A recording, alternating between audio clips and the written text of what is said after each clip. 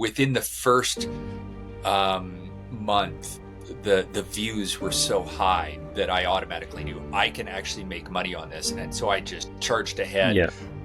Worked my ass off every day just on the writing to make sure that it was up to snuff and that the stories were good and exciting.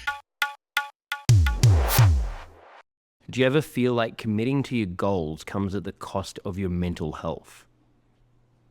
In this episode, I speak to James Fell, a best-selling author and fitness writer, to talk about how you can chase your ambitions without having to sacrifice your well-being. James shares his personal journey in finding success later in life, managing ADHD, and balancing his drive for achievement with self-care. He offers practical advice to help you stay on track with your goals while protecting your mental and physical health. Welcome to Move Your Mind, where we uncover why you are holding yourself back from getting the life you want and what to do about it, with the help from high-achieving guests and experts in behavioural science, personal development, and the health and wellness space. Join us if you're ready to move out of your own way toward your ideal self. I'm your host, Nick Brax, and I've been working in the health and wellness space for the last 15 years, helping people find direction and gain the courage to take control of their life. My mission is simple: to help you learn everything that I wish I knew, so you can become your ideal self. Lacking guidance, I spent the majority of my youth feeling lost and disempowered, which led to depression, anxiety, low self-esteem, and substance abuse. Looking back, I didn't have the vocabulary to communicate what I was experiencing.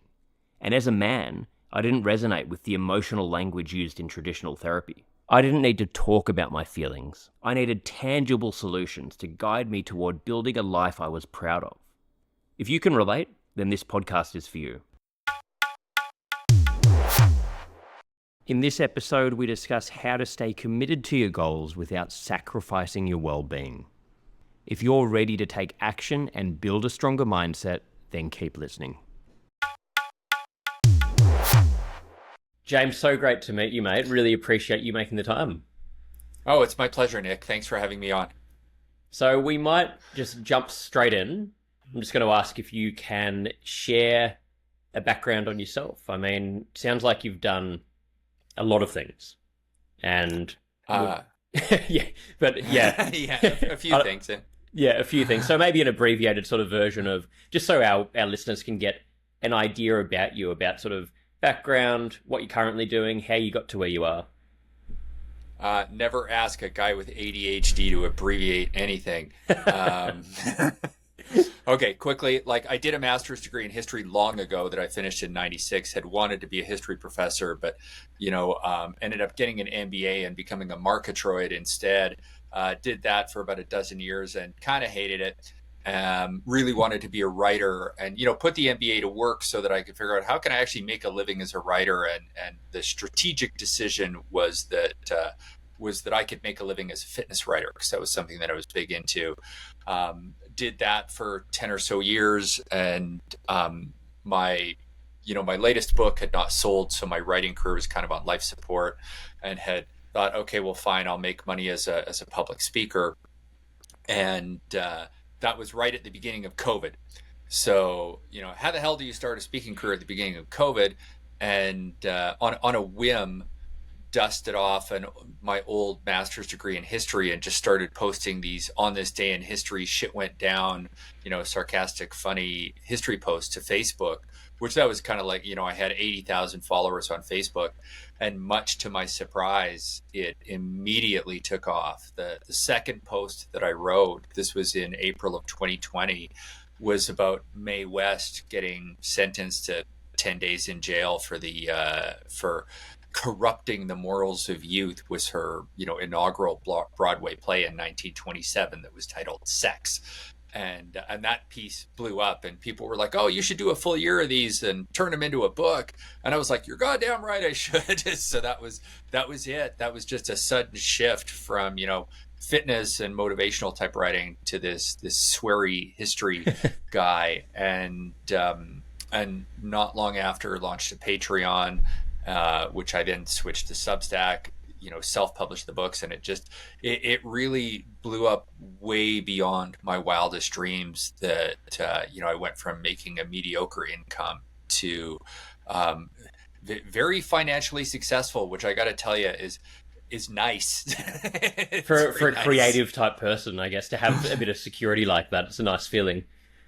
Yeah, and I mean, I was always had the ability to weather the financial ups and downs of being a writer for a long time, because the advice that I give to any aspiring writer is to marry a doctor, which I did. So I always had a very loving and supportive spouse that believed in me. That one day I kept telling her, one day I'm going to hit it big. I treated it like a business, and kept trying to figure out things that would work, and trying to always trying new things, and always chasing new ideas, and being very relentless and shameless in the self promotion, and finally something caught, and that was it. Sweary history was the thing that caught. Wow, I love that. And it's crazy that that came out sort of just in this random scenario, the thing that caught. And it's such a tricky thing what you're talking about. Like how do you stay so strong in your belief in yourself, your conviction to, stay true to yourself in this creative career? And I know what it's like, because I mean, I guess that's a through line of my life where I've initially I wanted to be a professional athlete, then I got into the entertainment world, acting, producing that area, and the through line of doing that, I've done public speaking, tried to do different business things, tried to constantly find the balance between making money, but then not having that taken away the time to put into the creative thing. But then on top of that, Hmm. you're stressing about money and security and is it going to happen? How do I do it? It's just, it can be, it can really cause anxiety, mental health issues, and make you question everything. Like, how do you stay true to yourself through that whole thing? I mean, I got to acknowledge that there was a lot of privilege associated with it. That the having the 2 degrees, the master's degree in history that helped make me into a good writer and gave me that knowledge base that I needed to start this, and the MBA and working in marketing, like I knew how to promote. But really, the big one was having a very supportive and well-paid spouse that I could didn't have to worry about bills getting paid. And I did all right. Like I did reasonably well for a writer. I Yeah, I made an okay living, and a lot of that was through freelancing and other things. So I had a lot of freelancing columns that I wrote, and I had a couple books with decent advances, and so I was making enough money that it was, if I was making no money for a long time, I would have given up. yeah. But when I started the first 2.5 years as a writer, I had found a position it was an executive director role Mm, that paid quite well, and it was only 20 hours a week, which was perfect, because what it allowed me to do was, work 20 hours a week and make good money, and then get my writing career going. And then that position ended, and I was making enough. I was like, okay, I'm ready to do it. But yeah, having to not worry about the bills was made a huge difference. It's one of the reasons why I'm a big fan of universal basic income. yeah. Move I to think move to that, Sweden or one of these countries out there. They're pretty good with that kind of stuff. But yeah, so that people can chase their creative dreams and not have to work some wage slave job in order to just stay alive. And so yeah, my wife was my universal basic income that made, and at a certain point, like, I developed this sort of, I think I wrote myself into being unhirable at some point, that I was very opinionated. My social media platform, that from an employer's point of view, is probably just catastrophic. Like, nobody would hire me. So it's not like I could go back to marketing or anything like that. And so it was, and like I said, I was making some money, but I always had this dream. Why I kind of jokingly referred to it as having delusions of grandeur. Um, I went into writing from the get-go. The plan was to make enough money to make a living at it, to be able to justify writing full time. But deep down, it was like, I want to make a lot of money at this. And I felt that I had the talent and the drive and the marketing know-how in order to make it happen. And I knew it wouldn't be easy, and I knew it would take a tremendous amount of work and enough time, and I'd have to keep experimenting and figure out how to do it.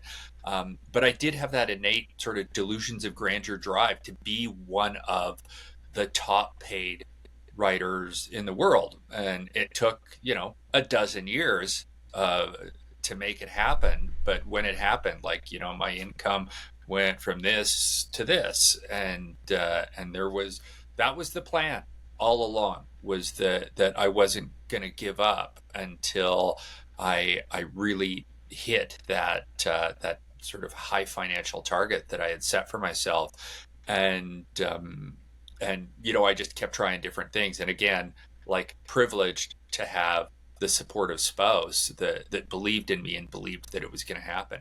But again, there was luck involved too. Like, this is it's entirely possible that it never would have happened.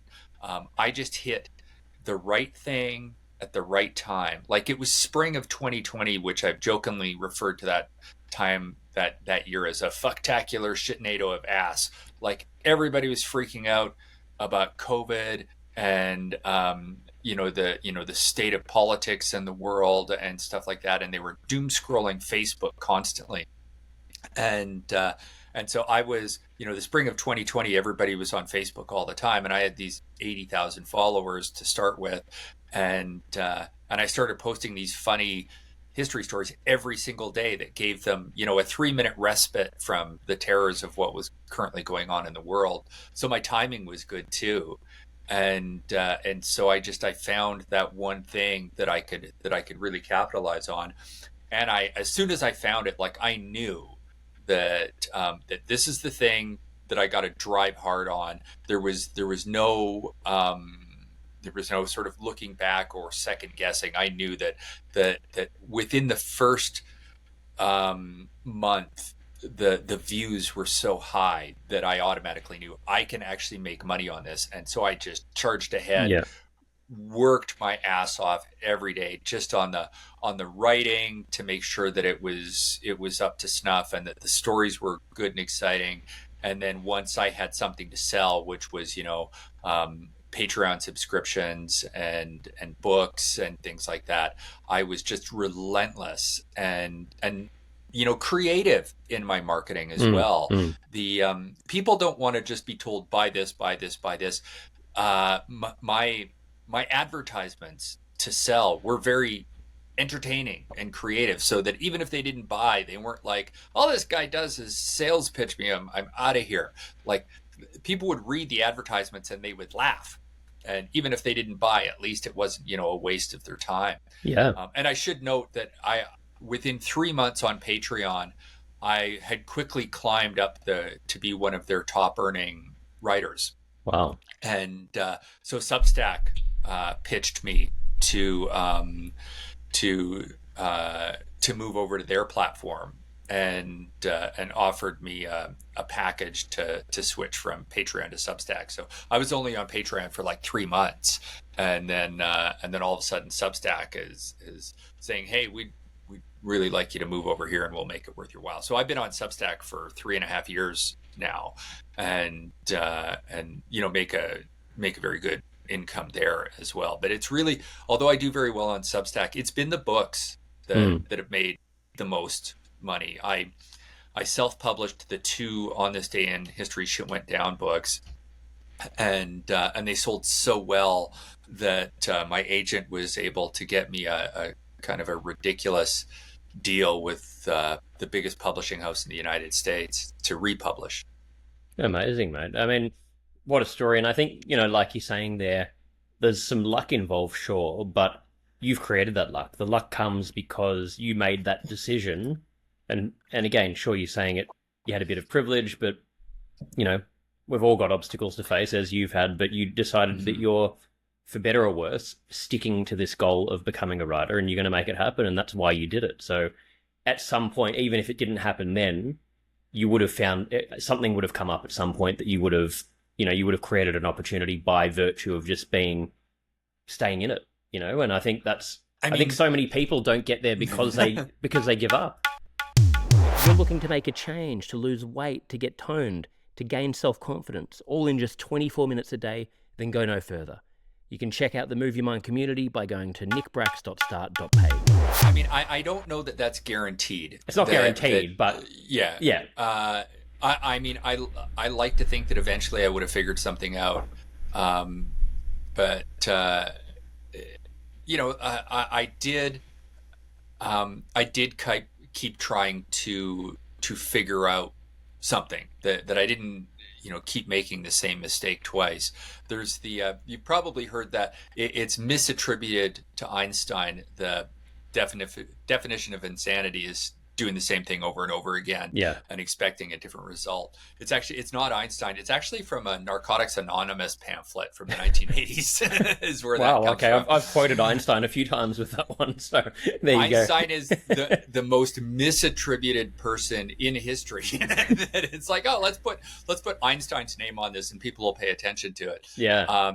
So yeah, that was just good marketing sense that you need a competitive advantage, and so I kept trying new things, because even though I was doing reasonably well as a writer, for me personally, I wasn't doing well enough. And if I'd stayed on sort of the same path and been, making an okay income, eventually I would have been, through having my wife's much better income, we would have saved enough money that eventually we would have been able to retire. And now it's like, okay, I'm 56 years old. I could absolutely retire right now if I wanted to, just because of the money from the last few years. But it's no fucking way. Like, I do not. Like, I'm just getting started. You're getting to do what you love doing. Yeah, and I'm so excited about the next book that I'm working on. That I've just been throwing myself into it and reading constantly to prepare for it, and I have another couple of books already sort of planned out after that one, and then I want to, at some point, I want to try writing fiction. So the one thing I am doing is, after this next book is done, I think I'd like to move into, I don't know if I want to call it semi-retirement, but just working less, because since this idea first came to me in the spring of 2020, I've been hard charging, constantly. And it's kind of funny that when I was a fitness writer, I didn't have to worry about being motivated to work out, because it's like, I write about fitness, I got to work out. And then I switched to history, and I'm like, okay, well, I don't have quite that motivation anymore. And I got a lot of work to do. So I started skipping workouts, started eating more, drinking more, that kind of stuff, because I was so, just so focused on work. And now it's like, I really want to get back into this shape that I was. And so I got a half marathon coming up in a couple of months that I'm training for. So it's, once this book, the first draft of this next book should be done early in 2025. And after that's done, I'm gonna just dial back the hours and try and keep it to about 20, 25 hours a week, and just, do more traveling, do more exercise, do some stuff around the house, just, have some more sort of relaxation time and ease off a bit, because this book that I'm working on now is very ambitious. It's a very ambitious world history book that it is just taking so much of my mental space and my time that I want to make sure I really nail it. And so I can't ease off yet. But I think once the first draft is done and my editor is happy with it, then I can back off a bit, and any future books, it's like, okay, they'll be done when they're done. I don't need to push quite so hard to just gotta get another book out kind of thing. That makes a lot of, find that balance, I guess, now that you really are, you've established yourself in this area and you've got the platform. And was it, when you initially were wanting to be a writer, was there a certain, like, what was the absolute dream scenario? Was there a genre you wanted to be involved in? Was there or was it just I want to be a writer? Like, So originally, like I had wanted to write science fiction, ah, and I love and science fiction. I took oh yeah, it's my favorite. Like all my you could probably see some behind my head up there in the Right, video. right. I'll have to my zoom in big to inf- yeah. yeah, my big influences were all science fiction and fantasy authors. And in 2005, I took a science fiction writing course with a Hugo Award winner named Rob Sawyer, and we've since become very good friends. But the that entire week that I took that course, the thing that I talked to the most about him was the business side of things, Mm, and the financial side of things. And he ended up basically convincing me that the odds of making a living as a science fiction writer were remote, and that he was supplementing his income with public speaking and things like that. And so that was when the MBA brain started getting to work, and it took a few more years, but that was when I decided that okay, I don't like my job. I don't like being a marketing guy yeah, for technology companies and things like that. It's just it's a paycheck, and I was never excited about it. And I think that was the ADHD thing, is like you're either super passionate about something or you're just fucking not. And yeah, I was fucking not. and yeah, and so I started strategizing, and I knew that fitness was something that I knew a lot about, and I was not happy with the state of fitness writing in the world. I thought most of it was bullshit or boring or whatever, and I thought I can make my niche, I can make my mark there.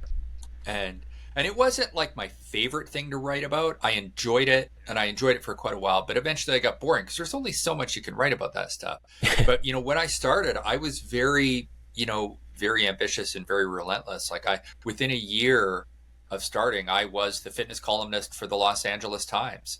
And that column came about because I cold called the health editor and told her that, hey, I'm awesome. You need to publish my stuff. And she didn't hang up. And we're actually still really good friends. I actually was just visiting her last month down in LA. So it's yeah. even though I don't write fitness anymore, but the fitness thing was a strategic compromise, that I knew that there were enough opportunities out there that I was, half of my job for the first, 10 or so years of my life, and actually until dozen or of my writing life, for a dozen years, a good half of my time was spent on the business side of things. The marketing, the promotion, the sales, all that type of shit that was a good half of my time. And now it's certainly much less so, because like you said earlier, Sorry, that I I've don't know if you can hear me. It's just established my paused there. platform, and and so it's that's the nice thing about finally having this level of success, is that I can ease off on the marketing a bit, but I still have to do it.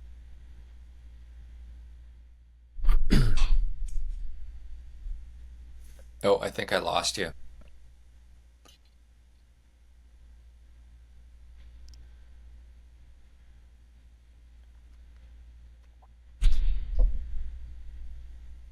Nick, can you hear me? Okay.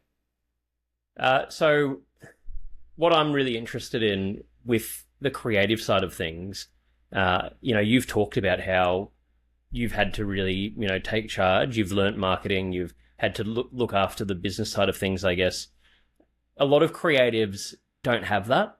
They don't have the business brain or the business side of things. How important as a creative do you think it is to have that, to be able to market yourself, to be able to look at the business side? I mean, for the one in a million writer, it's not necessary. You think of Stephen King, that he wrote Carrie and it got published and it was a huge hit, and then it got made into a movie, and then I don't think he ever really had to worry much about marketing ever again. And but for the rest of us, I think it's absolutely critical, and it's something that most authors not only suck at, but they don't want to learn how to get good at. Mm. And I had mentioned earlier about becoming a public speaker in order to earn money. And that was more on sort of the motivational side of things, because there was so much motivation related to being fit and losing weight kind of stuff. And there was good money in it. Now I'm like, I don't want to do, any sort of corporate public speaking bullshit, but I do get invited to speak at writing conferences. I'm speaking at one next month. And the topic, I don't talk about how to write, I talk about how to market. So I'm become something of an expert for writers on how to market their work, because the odds are that without aggressively working on building a fan base and then using that fan base and selling to them day after day after day, you're never going to make enough money to do it full time. And that's what I try and teach people to do is my focus on helping writers is, would you like this to be your full-time job? Do you want to make enough money so that you can do this for the rest of your life and never quit the soul destroying job that you have and be a full-time writer for the rest of your life? And a lot of people say, I would absolutely fucking love that. And I say, okay, then you have to become a marketing expert. The good news is you're not selling somebody else's bullshit product. You're selling yourself. You're selling your own work. That's a lot easier. That once you get over the sort of feelings of awkwardness and you are able to sort of have the self-confidence, say, hey, my stuff is worth selling, my brand, everything is worth selling. Once you get past that hump, it can actually be kind of fun because, like I said, the best type of promotion that you can do for your own work, I've found, is promotion that showcases your creative talent, that you make people are interested in and react to marketing promotional posts that are interesting, that even if they're never going to buy from you, if you entertain them, it's going to work. It's going to get more eyeballs, the algorithms are going to be more favorable to it, and it will entice people to buy. And it's good practice for your other writing that you do, for your other work. But yeah, if you want to do this full time, you can't just create the product that you're going to sell. You have to create the promotional stuff as well. And one of the good things is that like I keep a spreadsheet and a list of promotional posts that I make. My book is a big seller in the holiday months. So October, November, December especially, my sales are really big because it's shown to be a very popular gift.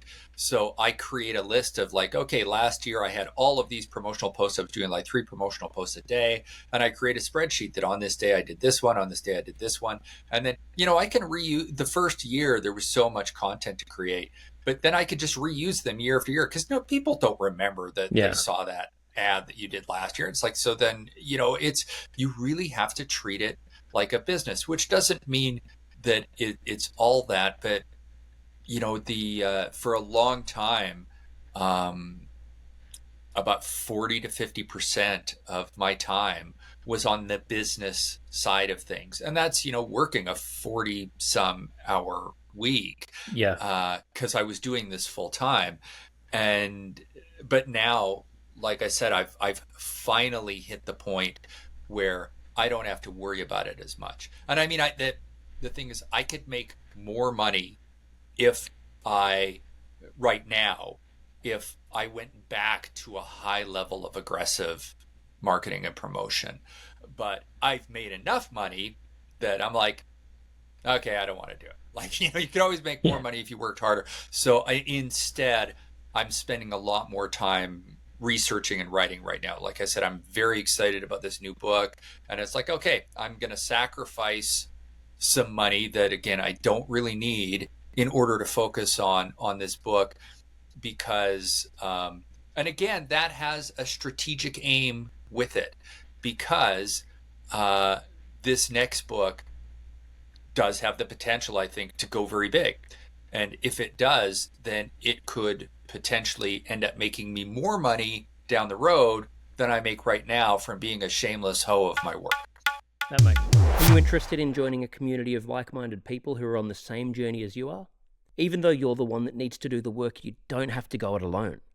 You can find all of the information at nickbracks.start.page. That makes a lot of sense. No, and I think it's really important what you're saying to anyone listening, but obviously for creatives. And I've been in the acting industry for a long time, and I think I was saying to you, I've seen so many actors that are really talented that eventually just gave up because they didn't want to, do the business side, the marketing side, and it gets to a certain point where you just can't take it anymore. And I think you really, especially in this day and age, you need to look at, you are a product, and it might not sound as, as romantic as the idea of just purely being a creative. But if you can combine those skills, like the point you're at now, you can get yourself to that point where it does become more romantic, where you can focus more on the creative side, but you've got to find a way to really get there through the business skill set, which it's tricky. You're having to use two very different parts of the brain. And normally people are either, in a career where they're being able to just use the business side of their brain, or you're a creative kind of person. It's very hard to jump between the two things. It can be a challenge.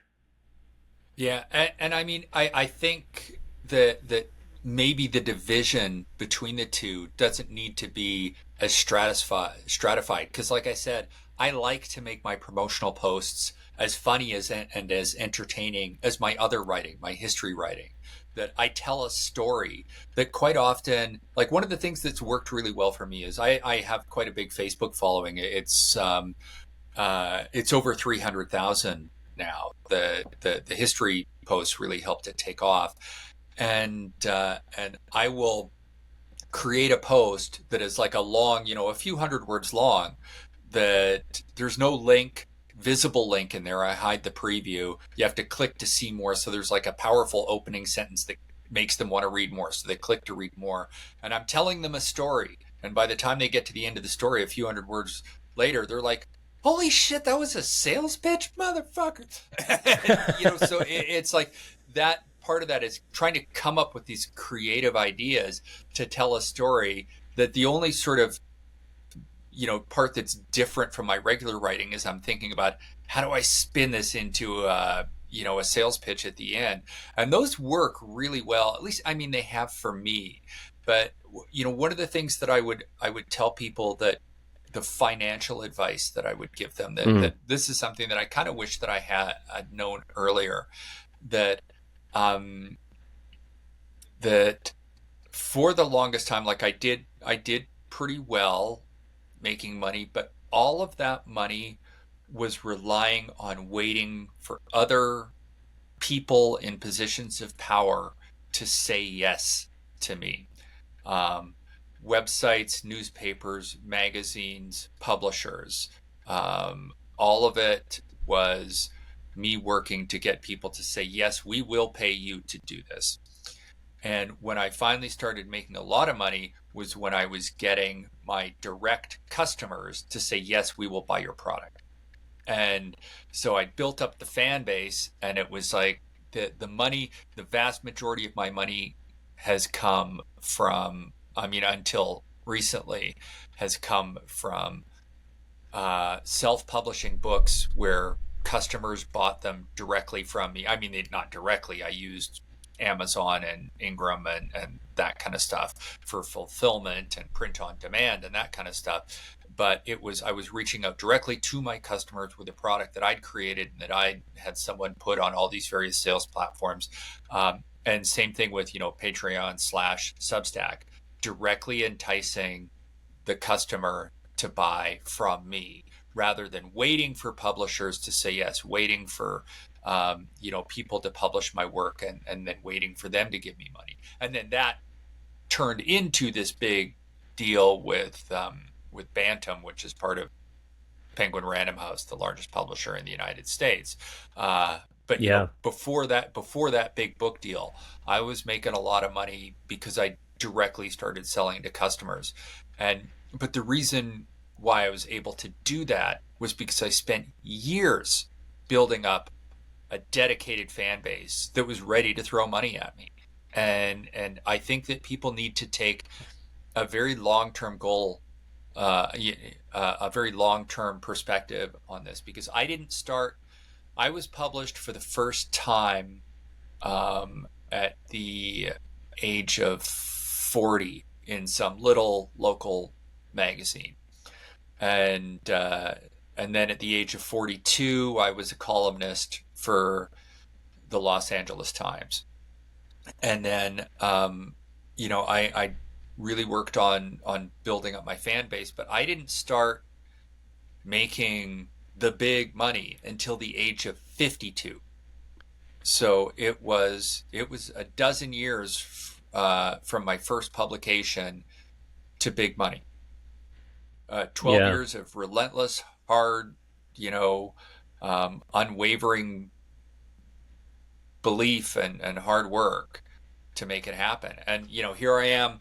I'm 56 and sitting pretty. And 56 isn't exactly a spring chicken. I see people that where it's like, oh, I'm 35 and I'm just so disheartened. I've been trying for a couple of years and nothing's happening for me. I'm like, you're 35. You got so much time left.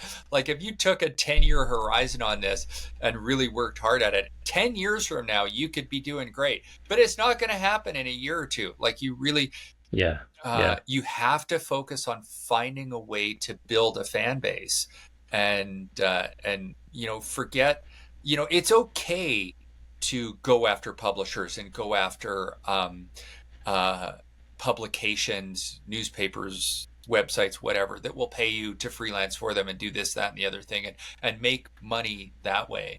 But I think the really important thing that people need to focus on is finding a way via whatever social media that is working best. For me, it was Facebook, and Twitter didn't really work very well. I was never into TikTok, but I made mine via Facebook, and then I used Facebook to build the Patreon, then Substack following. I'm a big fan of Substack, actually, and I'm a big fan of email. That's another thing I really wish I would have done differently, was gotten on the email sooner, because a year ago, a little over a year ago, Facebook just killed everyone's reach by like 90%. And Mm. and I was like, this sucks. And I didn't have a really big email list at that time. And so I started buying Facebook advertisements to drive more free subscribers to Substack. And and the but then after I did that, I then all of a sudden Facebook realized they made a mistake, that they were just they were killing all the really good content creators' reach and replacing it with AI created content farm bullshit, and it cost them. And they decided to bring my reach back, so my reach bounced back pretty much to where it was. So now I've got tons and tons of free subscribers on Substack that I can market to, as well as my Facebook reach has bounced back. So I can't say exactly what social media platform you should try and build your platform on, try and build your fan Yeah. base on. Yeah. That's something that is ever changing, and you need to figure out for yourself, which you could do with a Google search. Like, just Google how to build a fan base for writers or something. There's going to be all kinds of stuff out there, and experiment, try and figure out what your message is, and maybe be willing to spend a bit of money. I spent a fair bit on Facebook advertising to grow my fan base and to grow my Substack and things like that. But I had the money to do it because, I didn't start spending that money until I had it. But if you've got a full-time job that's paying well, it might be worth spending some money, not to sell now, but spend money to build the fan base. It can really make it go a lot faster. And it's not, there's smart ways to do that as well.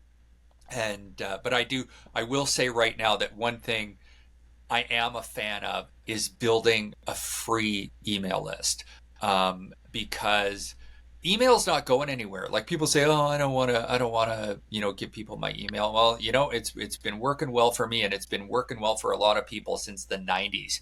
People still use email, and it's not subject to algorithms. And if you have a dedicated fan base that really likes the stuff that you are creating, they're going to read your emails. Maybe not every single one of them, but they will read enough of them that when you say, hey, now I'm taking paid subscribers, a lot of them are going to a lot of them are going to start paying you every single month.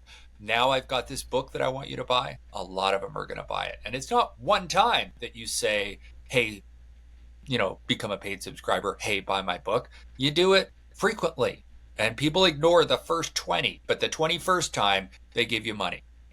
And you don't have to worry about the algorithms. So these are things that I think people need to think about. The only sort of fan base building advice that I would really say is don't ignore email, start building it now. But a way to build it is other social media. Like for me, I built the Facebook first, and then I used Facebook to create the email list. So you need to do some Googling. I figured all this shit out on my own. I may have had an MBA in marketing, but I didn't take any classes on Facebook or social media because it didn't fucking exist back then. Yeah. So, I love it. I finished my yeah. I finished my MBA in 1998. The internet was barely a thing back then.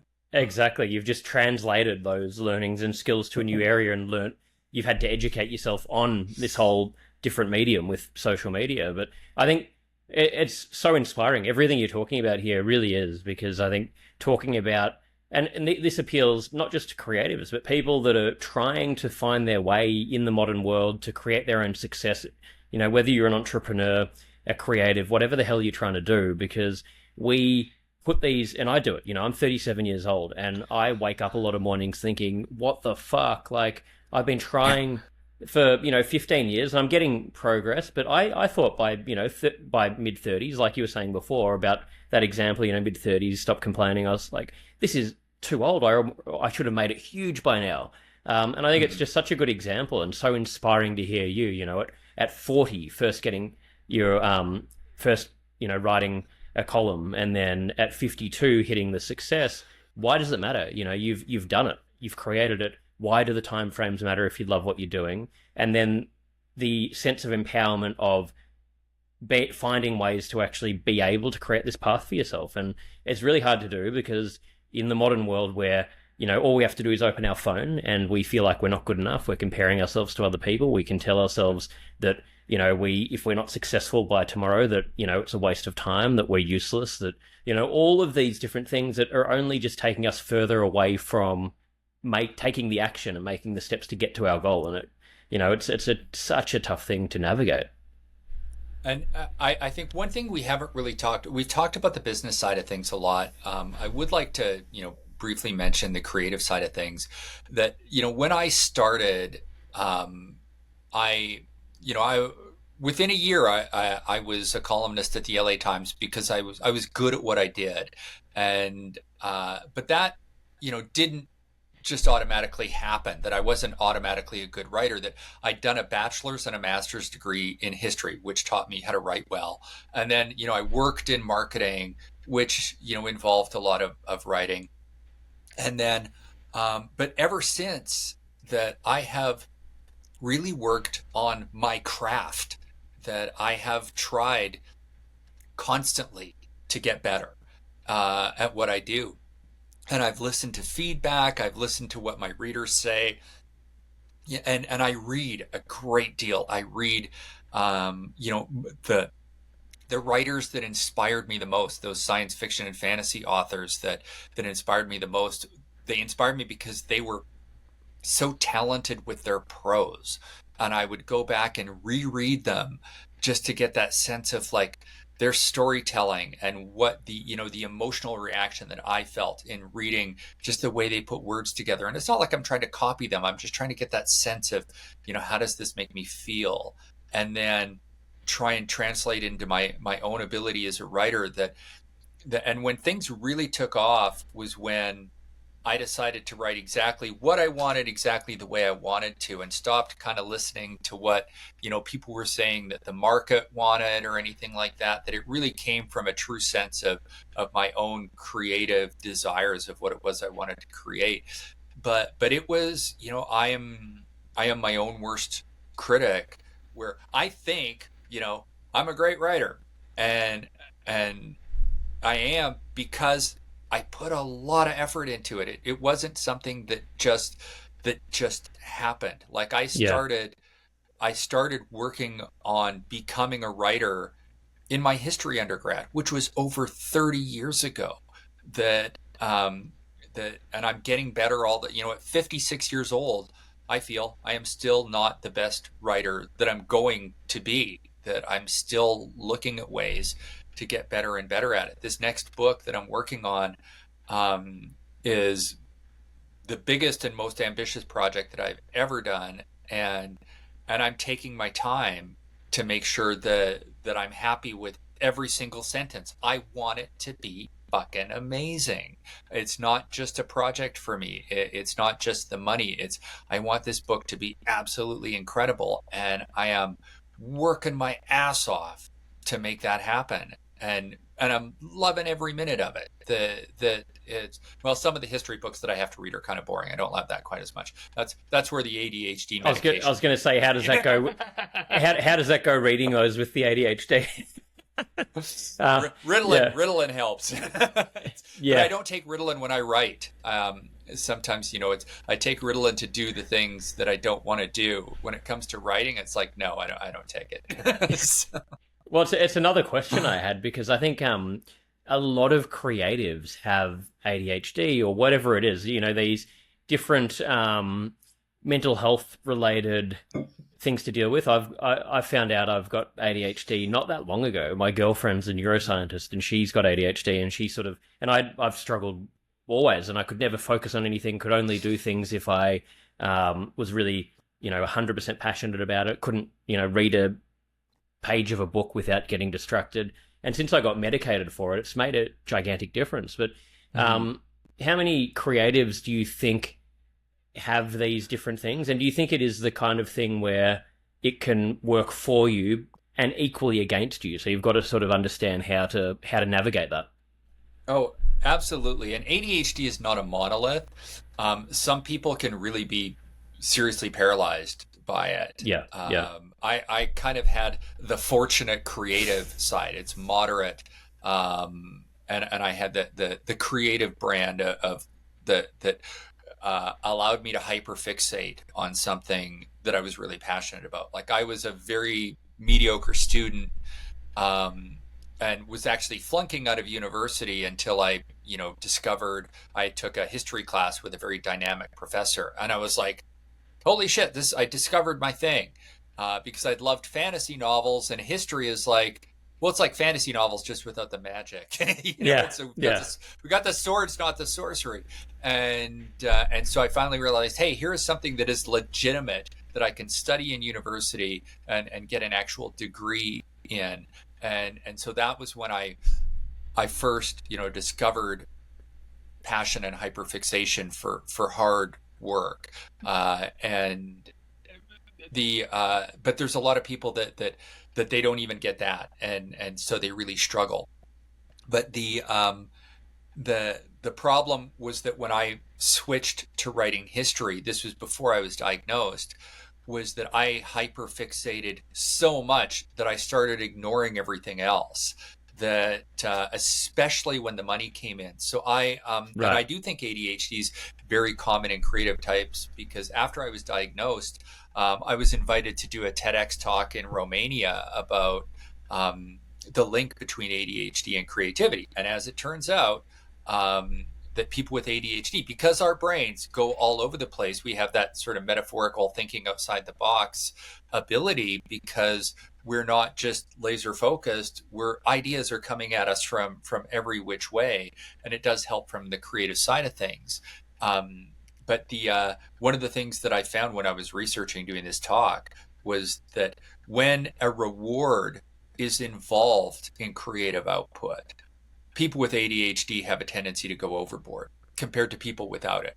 So all of a sudden, I've self-published these books, and I could see that, okay, I write this creative advertisement to sell my books, and I post it on Facebook, and I look at the sales the next day, and they were insane. It's like I made like $800 from that one advertisement that I wrote, and my the dopamine just goes berserk in my brain. And then so now I'm obsessing over my work. Now I'm like writing more history posts, I'm writing more advertisements, I'm constantly engaging on social media. I spent so much time on Facebook pushing, pushing, pushing, and it's making me a shit ton of money, but it's making the rest of my life kind of shitty. Yeah. I'm not exercising, I'm not eating well, I'm anxious, my anxiety's through the roof. Uh, and so I don't take Ritalin to work. I take Ritalin to stop working, because Interesting. it allowed me to step away, not worry about the computer, leave social media alone, go buy groceries, cook healthy meals, exercise, do some housework, that kind of stuff. Watch TV without double screening, that kind of thing. Um, and so that's made a big difference. Another thing that made a big difference actually was this big book deal that I got with Bantam, because um, now it's like when you can see your sales numbers every single day, and and that that means money going into your bank account, it can become a bit obsessive. But when you get a big book deal, there's this huge advance that you get, and it's going to take a long time and a lot of book sales to earn out that advance to get to the point where I start making money beyond that. And so it's removed that obsession of looking at sales, because I get to keep that advance no matter what.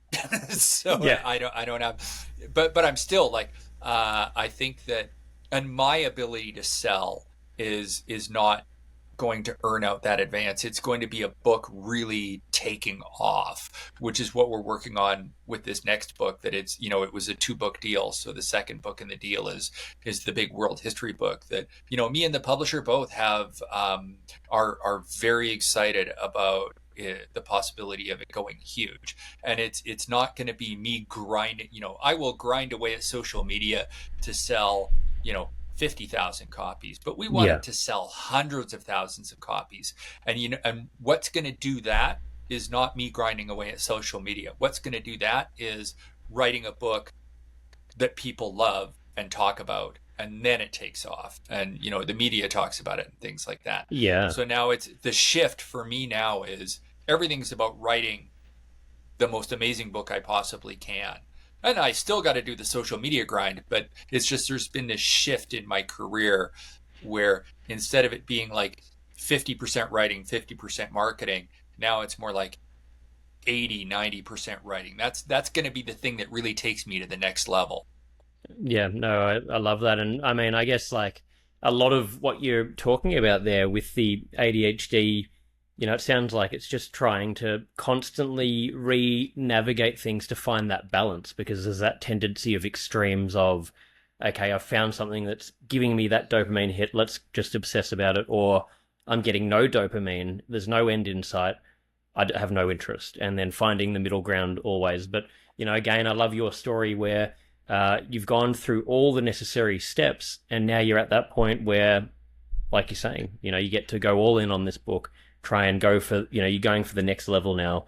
And, I think you can't avoid these steps, and we want to, we want to go from point zero to 100, but unless you're, one in a million where you're an overnight success, it's probably not going to happen.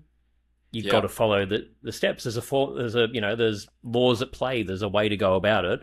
So it doesn't mean you can't do these things, but you got to accept reality a lot of the time. And again, it's really inspiring me on my own, path, listening to your story.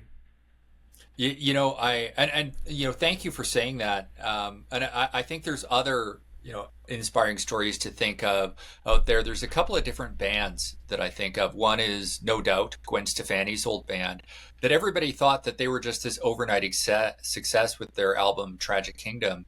But they'd been grinding away in clubs for 10 years. That was their third album. And most people don't know that they were, just working and working and working. And then after 10 years of slaving, then suddenly they hit it big and people think they're an overnight success. Absolutely not. Another example, Portugal the Man, with their hit song Feel It Still. And then they've had a couple more hits since then. That was their eighth album. They'd been at it for 13 years. Wow. that this wasn't something that just happens out of nowhere. And, so they spent years and years, not just working on building their fan base, but also honing their craft. That both bands were working on getting better and better until they found the thing that really gelled for them. And there's the whole story about the guy that said, 10 years ago, I really kind of wanted to learn how to play piano, and but I didn't. And 10 years later, I really wish that I tried, because now I'd be able to play the piano really well. So those 10 years are going to pass no matter what. And if you start working your ass off right now, maybe you're 40 years old like I was.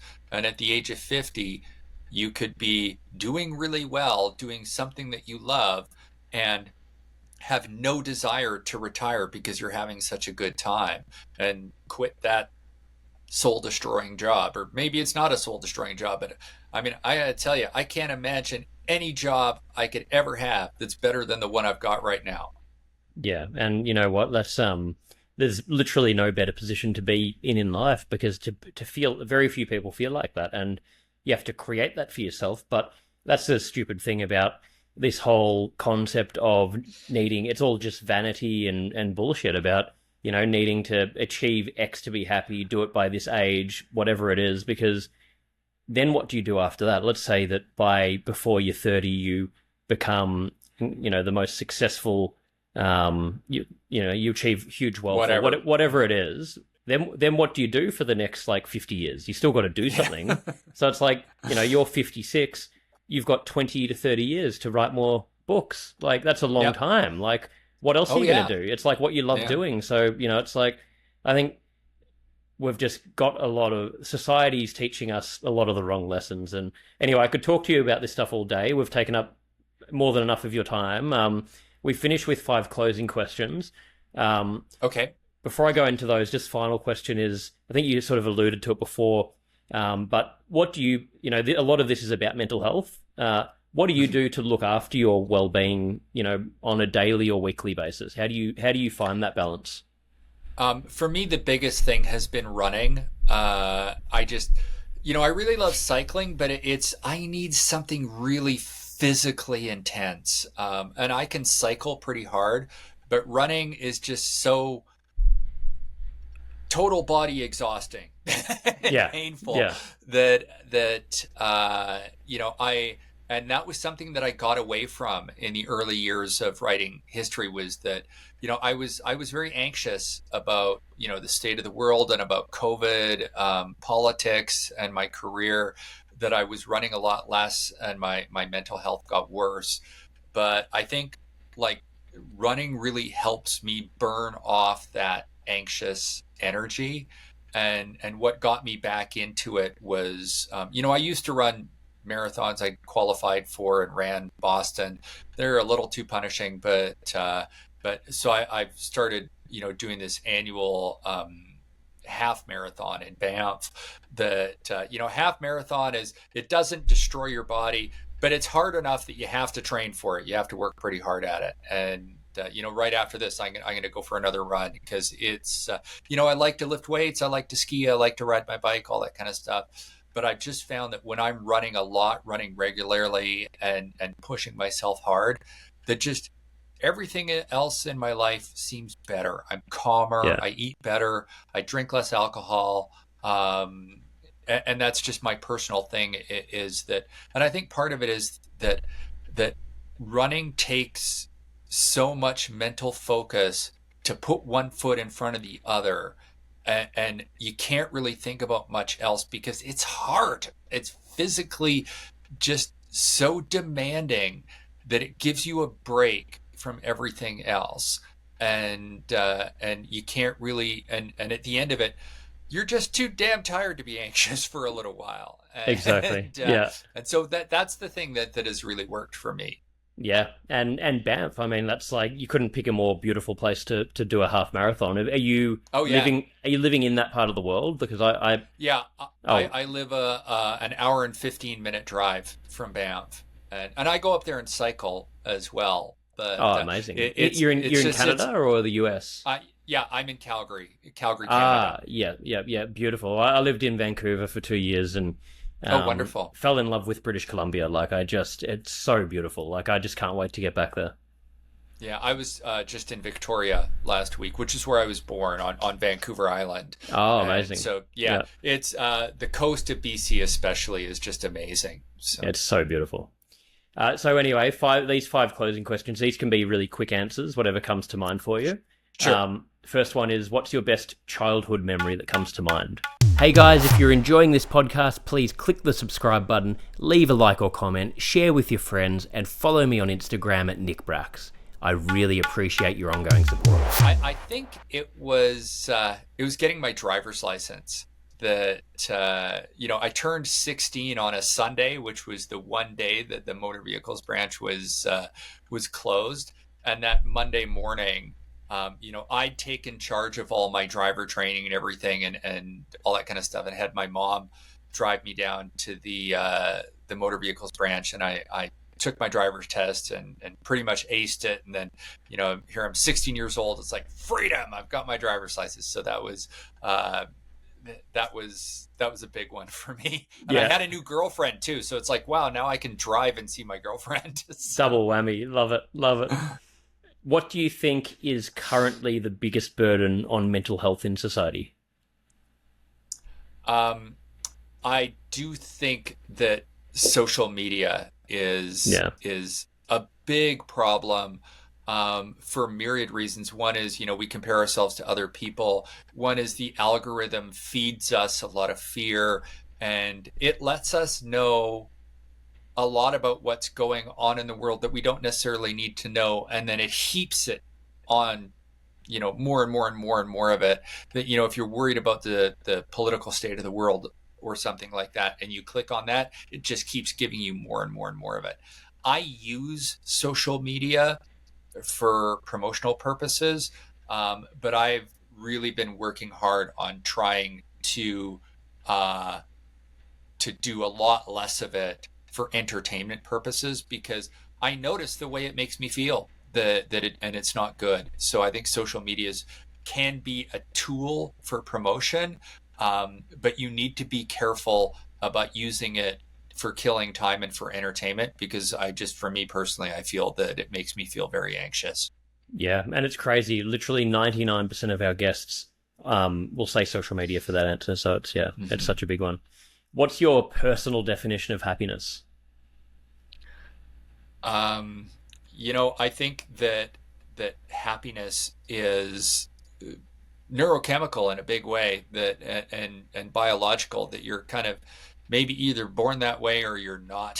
So, Yeah, but for me personally, um, I I think always having plans for the future of stuff that I want to do, but being flexible in that. Like, I'm always looking forward to something else, while at the same time trying to live in the moment. Like, I am not personally capable of living in the moment totally. That yeah, that I'm always thinking about things to come. But if those dreams and ambitions that I have don't come to fruition, that's okay. It's like I get excited about thinking about things that I can do and things that I can achieve, and it just gives me something to look forward to. And I'm always trying, but I don't get too worried if things don't work out the way that I yeah, want it to. yeah. No, I relate totally to what you're saying there. What if you could give one piece of advice to your 18-year-old self? What would that be? Buy Microsoft. Because when I was 18 was when Microsoft went public. So, I no, like it. honestly, I don't think I would give myself any advice at all. Being a historian, you think about, you know changing the timeline, butterfly effect, things like that. My life's worked out really well, and I have a wonderful family, and I wouldn't want to risk doing anything. I think if I saw my 18-year-old self, I'd turn and walk in the other direction, because I'd just be worried about fucking something up that ruined the way things are now. So I wouldn't do I anything. I love that. I love that, mate. And what a place to be, you know. That's just a good way to be in life anyway. We can't change the past, and too many of us live in that state of, if I could only change this or that. But I think that's a really beautiful answer. I haven't had someone say that before, so yeah, love Yeah. that. And I mean, there's other people that I think that answer doesn't work for. Like maybe they had a terrible abusive marriage and they would say, Yeah, don't marry such and such. And, I think that that's yeah, legitimate. But for me, my life's turned out wonderfully. And, I think that I wouldn't want to mess with that. totally. Well, final one. What are you most proud of? I think, you know, well, a couple things that, my I could say my career because I did something incredibly difficult, which is make a lot of money as a writer.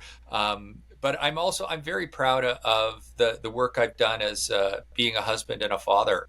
That my wife and I have been together for 35 years. We've got two wonderful adult children that have both graduated from university and are doing very well. And I always put a lot of work into that of being a loving husband and father, and I still do every day.